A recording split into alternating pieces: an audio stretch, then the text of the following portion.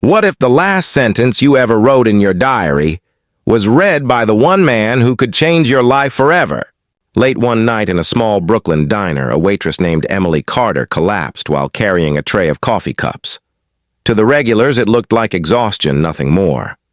But to the stranger in the corner booth, the man in the expensive suit, it was the beginning of something far more dangerous. Because when he rushed to her side, searching for emergency contacts in her worn-out bag, he stumbled upon her leather-bound diary. He expected to find a phone number, maybe a doctor's note. Instead, he found 7 words written that morning. 7 words that made his blood run cold. This man had seen betrayal, violence, even death without flinching. But tonight, one fragile waitress's final confession shook him in a way nothing else ever had. And neither of them knew it yet, but that diary had just bound their lives together. Forever. The morning rush at Rosie's diner began before sunrise. Fryers humming, coffee burbling, a bell above the door that never seemed to rest. Emily Carter tied her apron tight and checked her section with the precision of a nurse on rounds. Sugar filled, creamers chilled, silverware wrapped, smile ready. She was 26 and small in frame, but she moved like someone twice her size and strength. 2 shifts most days, sometimes 3. She knew how to flip pancakes with one hand and steady a wobbling table with the other. She knew the regulars by voice. Mr. Halpern took his eggs over easy. Ms. Green wanted decaf after 9. The 2 construction guys split 1 order of hash browns to save $1. Emily never forgot. What she tried to forget was the tightness in her chest after the second pot of coffee, the tremor in her fingers when she lifted heavy trays, the faint glitter at the edge of her vision if she moved too fast. She hid it well, a slow breath, a steady smile, a quick step into the walk-in cooler when the room spun. Cold air helped. So did counting to 5. At home in a 3rd-floor walk-up in Sunset Park, she kept a different rhythm. A pot of chicken soup stretched across 3 nights. Laundry hung on a line by the fire escape. A dented tin box on the top shelf of the pantry, labeled with masking tape college fund. It held spare change, a few crumpled 5s, and a folded note that read in her careful hand, for Noah. No excuses. Noah Carter was 15. He shot hoops on a city court with a rim that leaned left and a backboard made from plywood. He was lanky, fast, and always hungry. Emily packed his lunches in brown paper bags with jokes scribbled on the front to make him smile.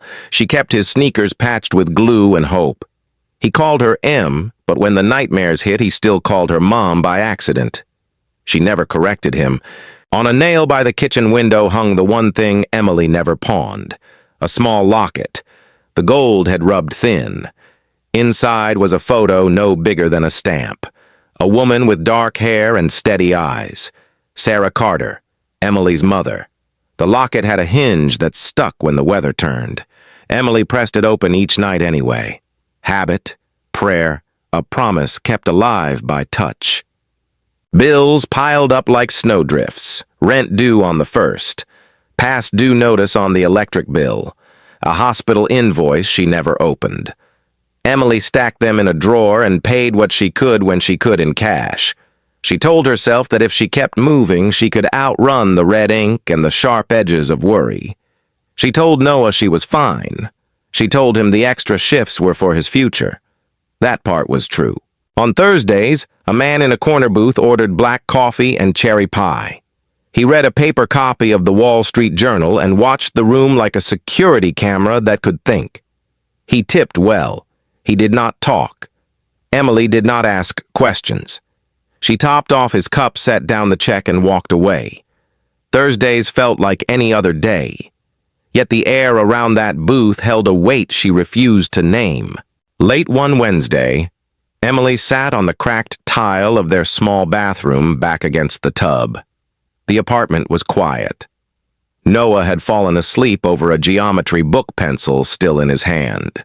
Steam from the shower fogged the mirror and warmed her lungs. She opened the leather-bound diary she kept hidden under the sink cleaner. On the first line, in careful print, she wrote what she could not say out loud. I am scared. I am getting worse. I will not stop working. Noah's future depends on me. She closed the diary and pressed it flat with both palms. Then she tucked it into her canvas bag, the one she carried to the diner. If anything happened, the bag would be with her.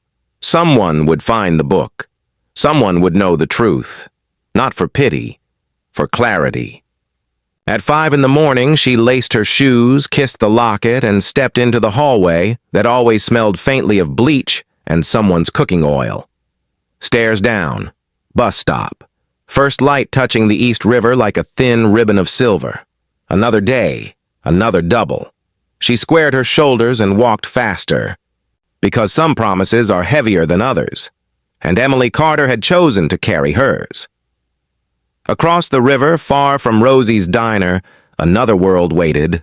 A world of glass towers, quiet elevators, and silence that cost millions of dollars a year to maintain. Alexander Romano stood at the floor-to-ceiling window of his penthouse. The skyline of Manhattan stretched before him.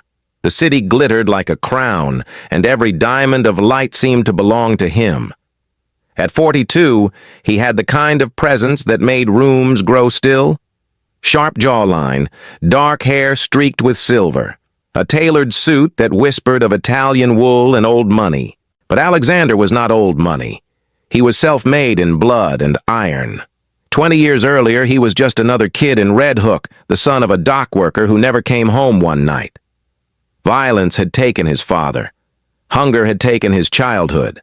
Alexander swore nothing else would ever take from him again.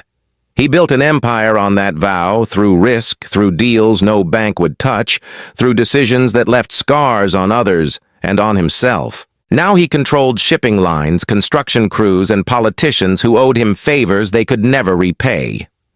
Romano Enterprises was the respectable name on the letterhead, but everyone in the room knew what it meant: power that could break a man in half without leaving fingerprints. His inner circle called him the boss. Newspapers called him a businessman. Rivals called him something they only whispered. At the far end of the penthouse, marble floors gleamed beneath a chandelier the size of a small car. A dining table stretched long enough to seat 20, though Alexander ate most meals alone. Tonight was different. Tonight, men with names that carried weight in New York sat across from him: financiers, lawyers, old families. They drank his wine and tasted his steak, but they feared his silence more than his words. Castellano is moving again, his consigliere, Victor Moretti, reported, sliding a folder across the polished wood. They're testing the east side. Small moves for now, but it's pressure. Alexander didn't open the folder. He didn't need to. He already knew. His empire was a chessboard, and he played with the patience of a grandmaster. One move at a time. One piece sacrificed if necessary. But tonight, his thoughts were elsewhere. Every Thursday for a month, he had sat in a corner booth of a rundown diner in Brooklyn. No one understood why. Not Victor, not his men, not even Alexander himself. He said it was privacy, anonymity, a chance to read a paper where no one bothered him. But that wasn't the truth. The truth was the waitress, Emily Carter. Pale, exhausted, but always smiling. She poured his coffee as though it mattered. She asked if he needed anything else, as if she cared. He saw the tremor in her hand, the shadow in her eyes. He recognized the fight of someone carrying too much. It reminded him of another face, his sister long buried. He had told himself it was nothing. Just habit. Just pie and coffee. Yet every week he found himself watching her as she worked, cataloging the way she steadied trays with both hands, the way she pressed a hand to her chest when she thought no one was looking. He noticed because he knew. He had lived exhaustion. He had lived hunger. Victor's voice broke through his thoughts. "Boss, are you listening?" Alexander turned his gaze back to the table. Calm. Controlled. "Handle it," he said simply. The men nodded. They always did. No one questioned Alexander Romano twice. Later, when the guests were gone and the city below had quieted to a hum, Alexander loosened his tie and stepped out onto the balcony. The wind was sharp. The Hudson glimmered below like a dark mirror. He pulled a small silver lighter from his pocket and flicked it open, watching the flame dance. Some nights, even with everything he owned, Alexander still felt 17. A boy kneeling on the concrete beside his dying father, swearing never to feel powerless again. And now, decades later, he felt something he didn't want to name, because power wasn't supposed to shake. And yet, a waitress's tired smile had begun to do just that. The Thursday night crowd at Rosie's diner was thinner than usual. A rainstorm had chased most people indoors hours earlier. The fluorescent lights buzzed faintly, the smell of bacon grease clinging to the walls. Emily balanced a tray of half-empty milkshake glasses and burger baskets, her body running on little more than caffeine and willpower. She glanced at the clock, 11:37 p.m., just 23 minutes left in her shift. If she could make it through those minutes, she could drag herself home, collapse on her mattress, and sleep for 4 short hours before the alarm screamed her awake. She steadied the tray, but her hands trembled. She bit her lip, forcing herself to keep walking. "Almost done," she whispered. From the corner booth, Alexander Romano watched. His dark eyes followed every step she took, every shake of her wrist, every too shallow breath. He had sat in that booth 4 Thursdays in a row. Tonight, his paper lay untouched. His coffee had gone cold. Emily forced a smile when she reached him. "Refill, sir." He nodded once. "Please." She poured, but a drop splashed onto the saucer. He noticed her flinch. "Rough night?" he asked, his voice low. "Every night's rough," Emily replied before she could stop herself. The words slipped out raw, unpolished. She quickly covered. "Sorry, I didn't mean." "You meant it." Alexander interrupted softly. His tone wasn't unkind, but it pinned her in place. He leaned forward slightly, his gaze sharp. "You're shaking." Emily bristled. "I'm fine, just tired." But the diner tilted sideways. The floor seemed to lurch. She reached for the edge of the table, but the tray slipped from her grasp. Plates and glasses exploded across the tiles with a deafening crash. Gasps filled the room. Emily collapsed. Her knees struck hard, her body folding before she could catch herself. "Emily!" Maggie, the other waitress, screamed. The next thing Emily felt was strong hands turning her onto her back. Alexander's face hovered above her, closer than it had ever been, his expensive suit brushing the diner's greasy floor. "Stay with me," he ordered, his voice steel wrapped in silk. Her chest rose, shallow breath ragged. "I'm okay," she whispered. "No, you're not." His eyes cut to Maggie. "Her bag, now." Maggie thrust over Emily's canvas bag, the one she carried everywhere. Alexander tore it open. Cracked phone, loose change, an old wallet, and then her leather-bound diary. "No," Emily tried to say, but her voice barely carried. He flipped it open, scanning pages, searching for medication or contacts. Instead, he found her words. The last entry, written just that morning. "If I collapse today, I don't want Noah to know the truth. His future depends on me. I'll work until my body gives out. Maybe that makes me foolish, but I promised him a life better than mine, even if it kills me." The control in Alexander's face shattered. His jaw tightened, his fingers clenched around the book. For the first time in years, he looked shaken. "Who's Noah?" His voice was low, dangerous. Emily's eyes flew wide. "You read it. Who is he?" "My brother." Her voice broke. Around them, the diner buzzed with chaos, customers backing away, Maggie shouting about the ambulance. But Alexander's focus never left Emily. For a man who had weathered every storm of violence, those words cut deeper than a bullet. The paramedics arrived, pushing him aside. He didn't argue, didn't move. He simply watched as they lifted Emily onto a stretcher, her diary still in his hand. And in that moment, everyone in the diner saw it. The most dangerous man in Brooklyn looked as though he'd been brought to his knees, not by a rival, not by a gun, but by the final line in a waitress's diary. Brooklyn Methodist Hospital smelled of antiseptic and sorrow. Fluorescent lights hummed above the waiting area, and the vending machine rattled every time someone pressed a button. It was just past 1 in the morning when Alexander Romano walked through the sliding doors, his $2,000 suit still damp from the diner floor. He carried Emily's diary in his jacket pocket like it was a weapon he didn't know how to disarm. "Boss, we need to go," Victor whispered at his elbow. "The Castellanos are waiting. We can't cancel again." "Cancel it," Alexander said flatly. Victor froze. "We've been setting this meeting for 3 months." I said cancel it. The words were quiet but deadly. Victor backed away, making the call without another word. He'd seen that tone before. It always meant blood.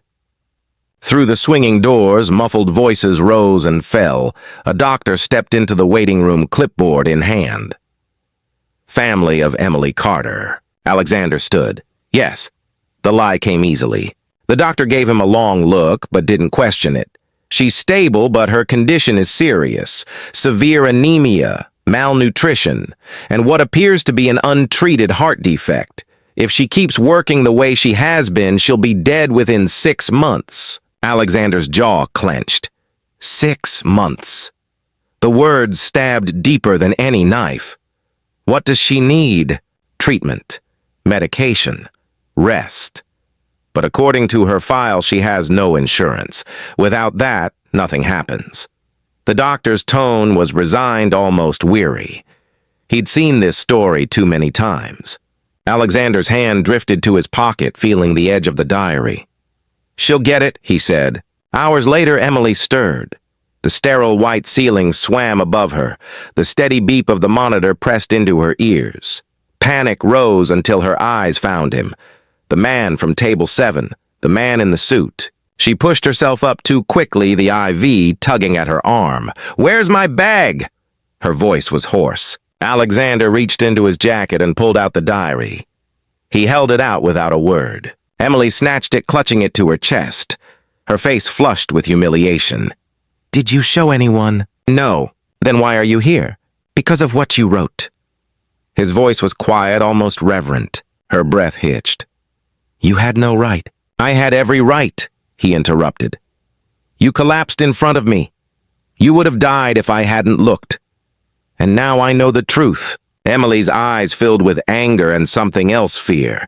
"You don't know anything about me. I know you've been killing yourself to raise your brother. I know you've hidden the truth from him. I know you've carried every burden alone because you're too proud to ask for help." Her lip trembled, but she held her chin high. "You read 7 sentences in my diary. That doesn't make you my savior." Alexander stepped closer, his dark eyes burning. "No.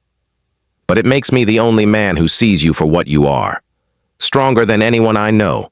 Stronger than me." Emily shook her head. "Don't romanticize this. I'm not strong. I'm just tired." Silence fell between them. Finally, she whispered, "You still don't get it. Noah thinks I'm his sister." Alexander frowned. "He is your brother, isn't he?" Emily's throat tightened. "Not exactly. He's my son." The words hung in the sterile air like a thunderclap. Alexander stared, his control cracking for the second time in one night. "Your son." Emily's hands shook around the diary. "I was 19 when I had him. My parents told everyone he was my little brother to keep the family from scandal. After they died, I kept the lie alive. He believes he's my younger brother. I've raised him that way all these years. He doesn't know the truth. He can't. Not now. Not when his future depends on the story I built." Tears slid down her cheeks. If he knew the truth, it would break him. He'd see me as a liar, a failure, and I can't let that happen. I'd rather die keeping his dream alive than live to see him hate me. Alexander's chest tightened. A waitress. A single mother fighting alone under the weight of a secret that had chained her for a decade.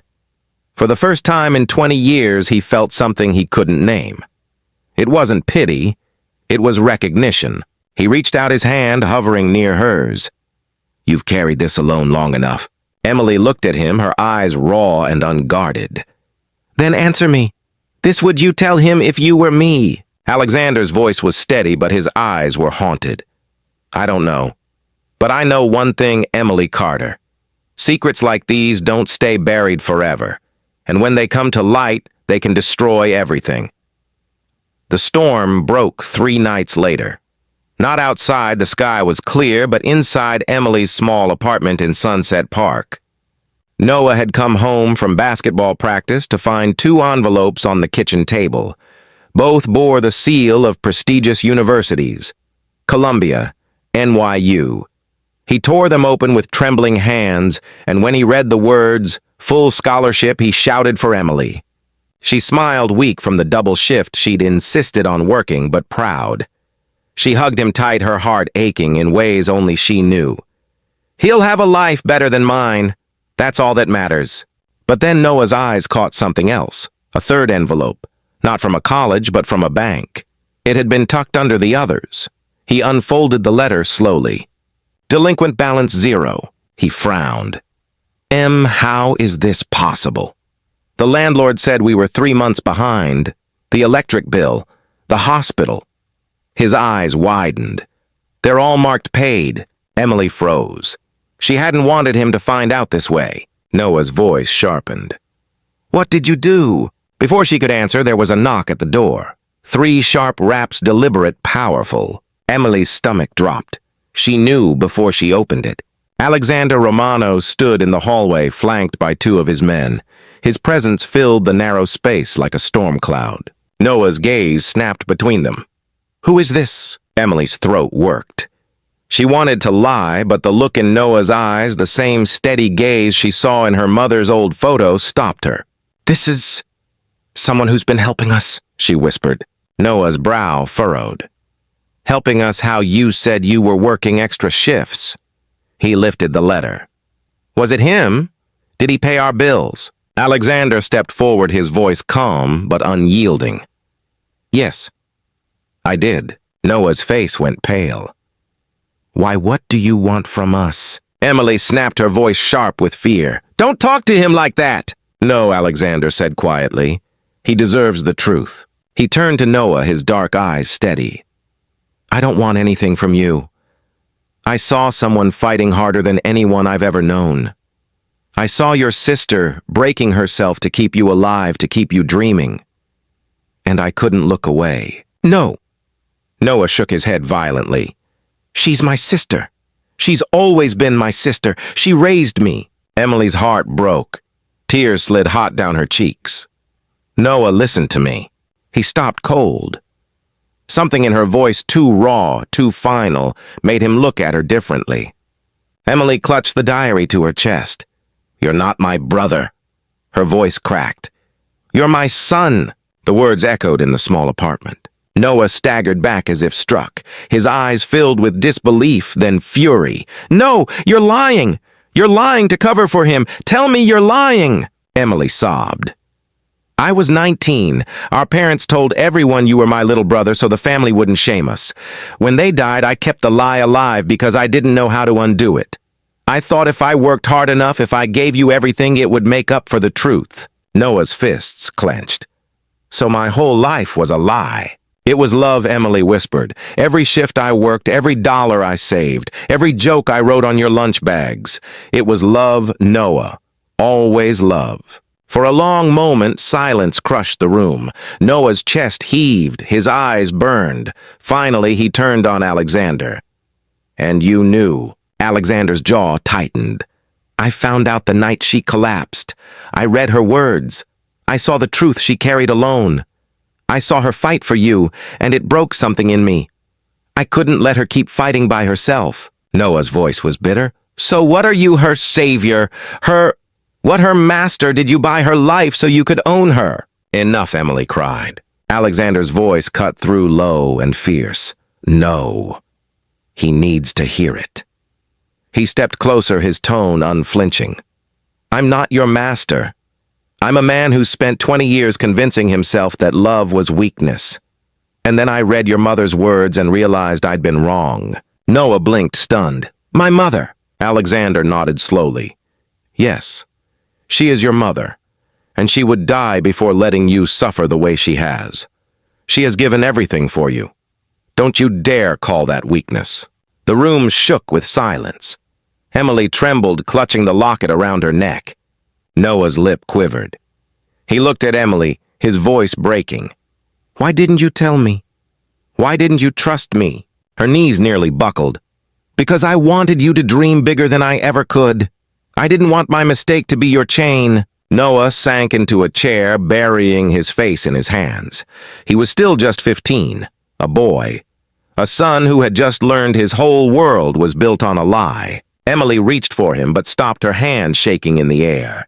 Tears blurred her sight. And then, Alexander did something no one expected. He knelt down in front of Noah, the most feared man in Brooklyn, lowering himself to a child. "Your mother has carried you alone," Alexander said softly. "But she doesn't have to anymore. Not if you let her live.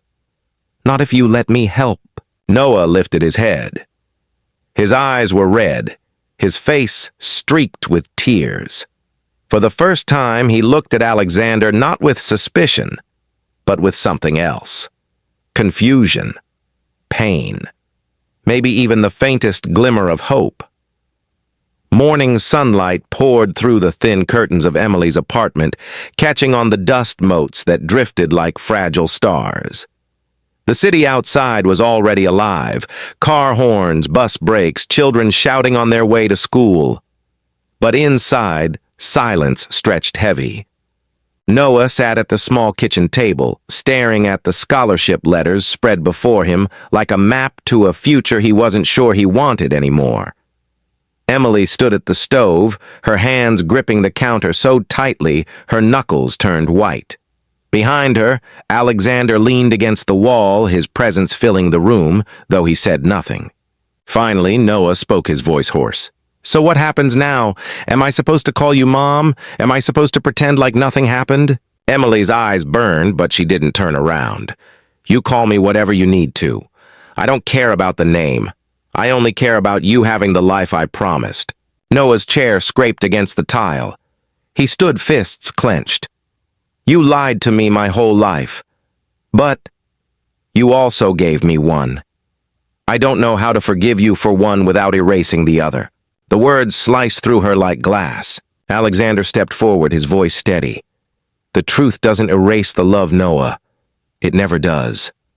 But it does leave you with a choice." Noah looked between them, his mother trembling and pale, and the dangerous man who had stepped into their lives with power and secrets of his own. He whispered almost to himself, "Family by blood, or family by love? Which one matters more?" The question hung in the air unanswered as the city roared outside their thin walls. Emily finally turned, tears streaking her face. "That's for you to decide, Noah. Not me. Not him. You." And as the three of them stood together in that cramped kitchen, bound by lies, by sacrifice, and by something neither of them could yet name, the story closed, not with certainty, but with the quiet, fragile possibility of forgiveness. Because in the end, perhaps the hardest question of all is the one that lingers. Would you forgive her?